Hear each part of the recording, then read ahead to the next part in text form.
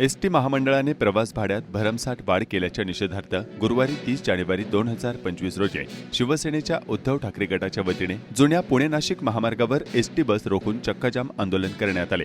ST महामंडळाने भाडेवाढ संदर्भात घेतलेला निर्णय हा सर्वसामान्य जनता, शालेय विद्यार्थी, ज्येष्ठ नागरिक, महिला वर्ग, सर्वसामान्य गोरगरीब जनतेला न परवडणार आहे। जनतेमध्ये प्रचंड प्रमाणात नाराजी व्यक्त केली जात असून ते लक्षात घेता शासनाने भाडेवाढ रद्द करावे अशी मागणी आमदार बाबाजी काळे यांनी यावेळी केली।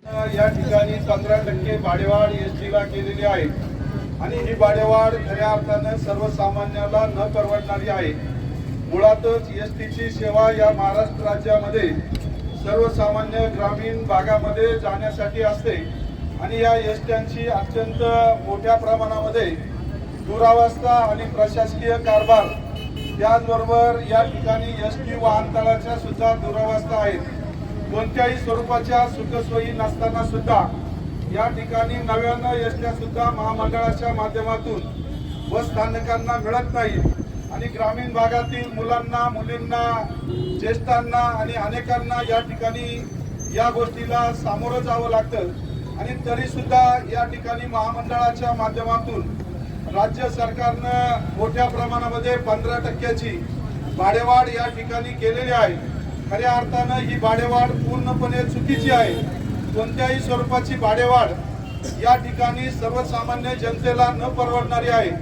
त्यामुळे संपूर्ण महाराष्ट्रामध्ये आदरणीय पक्षप्रमुख उद्धवजी बाळासाहेब ठाकरे यांच्या आदेशाने शिवसेना उद्धव बाळासाहेब ठाकरे हा पक्ष चक्काजाम आंदोलन प्रत्येक तालुक्यामध्ये चालू आहे आणि त्याच माध्यमातून आम्ही सर्व मंडळी या ठिकाणी या तालुक्यातील सर्वसामान्य जनतेचा विचार करून आज या आंदोलनामध्ये सहभागी झालेलो आहोत। त्यामध्ये जिल्हा प्रमुख, तालुका प्रमुख, त्याचबरोबर शिरूर तालुक्याचे तालुका प्रमुख, सर्व शिवसैनिक, शिवसेनेचे पदाधिकारी आणि खेड तालुक्यातील सर्वसामान्य आम जनता यामध्ये सहभागी झालेले आहे। मला शासनाला एवढंच सूचित करायचंय की या तालुक्याचा लोकप्रतिनिधी या नात्यानं आणि शिवसेना पक्षाचा पाईक या नात्यानं खऱ्या अर्थानं ही दरवाढ आपण मागे घ्यावी आणि दरवाढ मागे घेऊन या एसटीचा प्रवास सर्वसामान्यांना या ठिकाणी सुखकर करावा आणि त्या माध्यमातून आपणाला या आंदोलनाच्या माध्यमातून आमच्या एकच भावना आहेत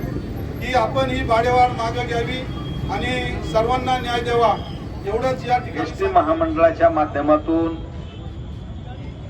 15% दरवाढ ही करण्यात आलेली आहे आणि त्याचा एक निषेध म्हणून संपूर्ण महाराष्ट्रामध्ये शिवसेना